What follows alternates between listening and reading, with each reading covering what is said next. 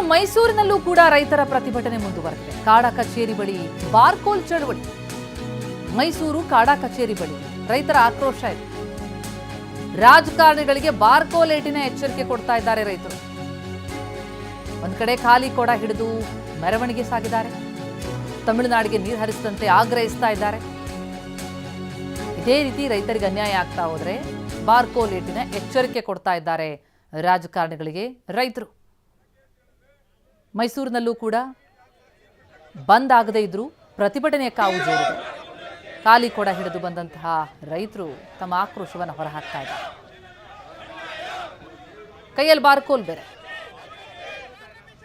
ನಾವು ಪ್ರತಿನಿಧಿ ರಾಮ್ ಈ ಬಗ್ಗೆ ಇನ್ನಷ್ಟು ಡೀಟೇಲ್ಸ್ ಕೊಡ್ತಾರೆ. ಲೈವ್ ನಲ್ಲಿ ಜಾಯ್ನ್ ಆಗ್ತಾ ಇದ್ದಾರೆ. ರಾಮ್, ಬೆಳಗಿನಿಂದಲೂ ನೋಡ್ತಾ ಇದ್ದೀವಿ ರಾಜ್ಯದ ಹಲವು ಭಾಗಗಳಲ್ಲಿ ಪ್ರತಿಭಟನೆಗೆ ಸೀಮಿತವಾಗಿದೆ ಬಂದ್ ನಿಜ, ಆದ್ರೆ ಮೈಸೂರಿನಲ್ಲಿ ಕೂಡ ಪ್ರತಿಭಟನೆ ಕಾವು ಜೋರಿದೆ ಅಂತ ಅನ್ಸುತ್ತೆ. ಅಲ್ಲಿನ ಚಿತ್ರಣ ಕೊಡೋದಾದ್ರೆ ಯಾವೆಲ್ಲ ಸಂಘಟನೆಗಳು ಜೊತೆಯಾಗಿವೆ, ಏನ್ ಆಗ್ರಹಿಸ್ತಾ ಇವೆ? ಪ್ರತಿಮಾ, ಖಂಡಿತವಾಗಿಯೂ ಕರ್ನಾಟಕ ಬಂದ್ಗೆ ಮೈಸೂರಿನಲ್ಲಿ ಯಾವುದೇ ರೀತಿಯಂತ ಬೆಂಬಲ ವ್ಯಕ್ತವಾಗಿಲ್ಲ. ಆದರೆ ವಿವಿಧ ಸಂಘಟನೆಗಳು ಪ್ರತಿಭಟನೆಯನ್ನ ಮಾಡ್ತಾ ಇದ್ದಾರೆ. ನಾನೀಗ ಮೈಸೂರಿನ ಕಾಡಾ ಕಚೇರಿ ಬಳಿ ಇದ್ದೇನೆ.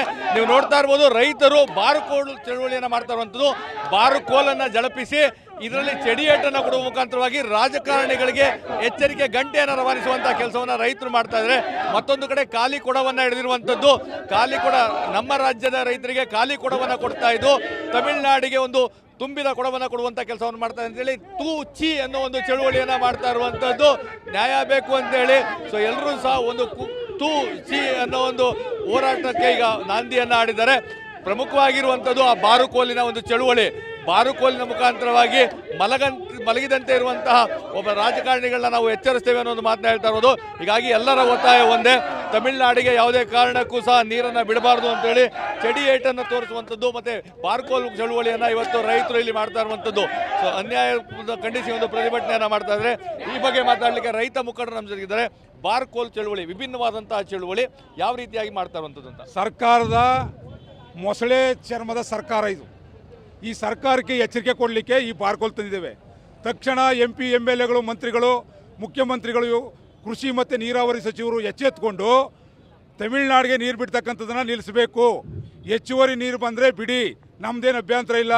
ಆದರೆ ಕೃಷಿ ಚಟುವಟಿಕೆಗಳಿಗೆ ನೀರು ಕೊಡ್ತಕ್ಕಂಥದ್ದನ್ನು ಮುಖಾಂತರ ಮಾಡ್ದೇನೆ ನಾಲೆಗಳ ಮುಖಾಂತರ ತಮಿಳುನಾಡಿಗೆ ಬಿಡ್ತಾ ಇದ್ದಾರೆ.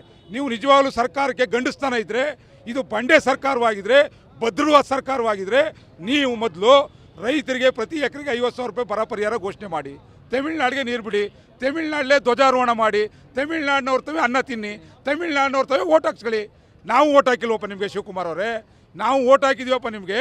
ಇಲ್ಲಿ ಕೆಲಸ ಮಾಡಿ ಅಂದರೆ ತಮಿಳುನಾಡು ಗುಲಾಮ್ಗಿರಿ ಕೆಲಸ ಮಾಡೋಕ್ಕೆ ಹೋಗ್ತಿರಲ್ಲ, ಆ ಗುಲಾಮ್ಗಿರಿ ಮಾಡಬೇಡಿ, ಇಲ್ಲಿರ್ತಕ್ಕಂಥವ್ರು ಕೆಲಸ ಮಾಡಿ ಅಂತ ತೋರ್ಸೋಕ್ಕೆ ಈ ಬಾರ್ಕೋಲ್ ತಂದಿರೋದು. ಬಾರ್ಕೋಲ್ಲಿ ಹೊಡೆದ್ರೆ ಎಮ್ಮೆ ಎಲ್ಲವೂ ಮೇಕ್ ಕೇಳ್ತವೆ, ದನ ಜಾನುವಾರುಗಳು ಮೇಕ್ ಕೇಳ್ತವೆ. ಆ ತಾಕತ್ತಿಗೆ ತೋರ್ಸಕ್ಕೆ ಬಂದಿದ್ವಿ. ತಕ್ಷಣ ಸರ್ಕಾರ ಎಚ್ಚೆತ್ತುಕೊಂಡು ರೈತರ ಪರ ಕಾಳಜಿ ವಹಿಸಬೇಕು ಅಂತೇಳಿ ಒತ್ತಾಯ ಮಾಡ್ತೇನೆ. ಒಂದು ಕಡೆ ರಾಜ್ಯದ ರೈತರಿಗೆ ನಾಲೆಗಳಿಗೆ ನೀರು ಬಿಟ್ಟಿಲ್ಲ, ತಮಿಳುನಾಡಿಗೆ ಪದೇ ಪದೇ ನೀರನ್ನು ಹರಿಸಿ ಅಂತ ಸೂಚನೆ ಆದೇಶ ಬರ್ತಾ ಇರುವಂಥದ್ದು. ನೋಡಿ ಸ್ವಾಮಿ, ಇವರು ತಮಿಳುನಾಡಿನ ಗುಲಾಮ್ಗಿರಿ ಕೆಲಸ ಮಾಡೋಕ್ಕೆ ಇವರಿರೋದು. ನೋಡಿ, ನಮ್ಮ ಕರ್ನಾಟಕಕ್ಕೆ ಖಾಲಿ ಕೊಡ, ಅದೇ ತಮಿಳುನಾಡಿಗೆ ತುಂಬಿದ ಕೊಡ. ಆದ್ರೆ ನಮ್ಮ ರೈತರು ಯಾವತ್ತೂ ಇದನ್ನು ಬಿಡಲ್ಲ. ರಕ್ತ ಕೊಟ್ಟರು ಸರಿ, ನೀರು ಮಾತ್ರ ಬಿಡಲ್ಲ. ನೋಡಿ, ಈ ಖಾಲಿ ಇಲ್ವಾ, ಈ ಕಾಲಿನ ತುಂಬಿದ ಕೊಡ ಮಾಡಕಂತೂ ನಮ್ಗೆ ಬಿಡಲ್ಲ. ನಾವು ಆ ಕೊಪ್ಪಿನಿಂದ ಇಲ್ಲಿ ಬಂದಿದ್ವಿ. ಇಲ್ಲಿ MP MLA ಈ ಮುಖ್ಯಮಂತ್ರಿ ರಾಜೀನಾಮೆ ಕೊಡಬೇಕು, ಇಲ್ಲ ಅಂದ್ರೆ ತಮಿಳುನಾಡಿಗೆ ನೀರು ಬಿಡೋದ ನಿಲ್ಲಿಸ್ಬೇಕು. ಇಷ್ಟೇ ನನ್ನ ಅಭಿಪ್ರಾಯ.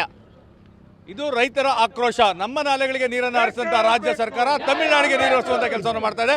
ಮೊದಲು ನಮಗೆ ನೀರು ಕೊಡುವಂಥ ಕೆಲಸ ಮಾಡಿ, ತದನಂತರ ತಮಿಳುನಾಡಿಗೆ ಕೊಡಿ, ಇಲ್ವಾದ್ರೆ ಬಾರುಕೋಲಿನ ಮುಖಾಂತರವಾಗಿ ಎಲ್ಲ ರಾಜಕಾರಣಿಗಳಿಗೂ ಎಚ್ಚರಿಕೆಯನ್ನು ನೀಡುವಂಥ ಕೆಲಸವನ್ನು ಮಾಡ್ತೇವೆ ಅಂತೇಳಿ ಖಡಕ್ ಎಚ್ಚರಿಕೆಯನ್ನು ರೈತರು ನೀಡ್ತಾ ಇರುವಂಥದ್ದು. Thank you Ram.